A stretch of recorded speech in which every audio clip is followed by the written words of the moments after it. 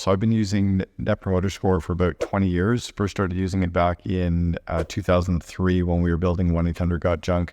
We built it into the number 2 company in all of Canada to work for. And one of the ways that we did that was by using what we called the ENPS, or an Employee Net Promoter Score. It works exactly the same as the Customer Net Promoter Score. You calculate it the same way. We did 3 NPSs. We did it with our customers, we did it with our franchise partners, and we did it with our employees. And we did it twice a year. We would send out the survey. With our employees, we would try to get 50% of our employees to fill out the survey. With customers, try to get somewhere over 30%, but we were sending it out to thousands. And with our franchisees, we would try to get it over 70 or 80% response. We would ask one question. On a scale of 1 to 10, how enthusiastically would you recommend this as a place to work? Or on a scale of 1 to 10, how enthusiastically would you recommend this franchise opportunity?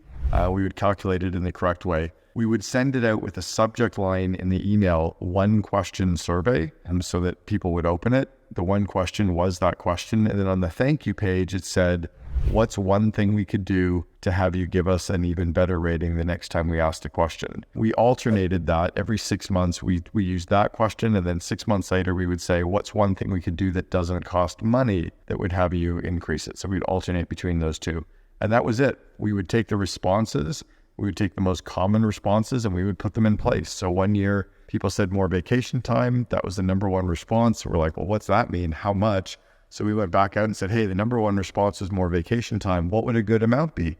And the average rating came back as 5 weeks. So we gave everybody 5 weeks. And we started calling it Santa in July. If you wrote a letter to Santa and your mom read the letter, she would just buy you what you wrote on the letter to Santa. It would be under the tree. And it's like, oh my gosh, Santa, brought me the gifts. It's like, no, mommy and daddy read the letter. So the best way to build the best companies to work for or to, really impress your customers, et cetera, is ask them what they want and then do that.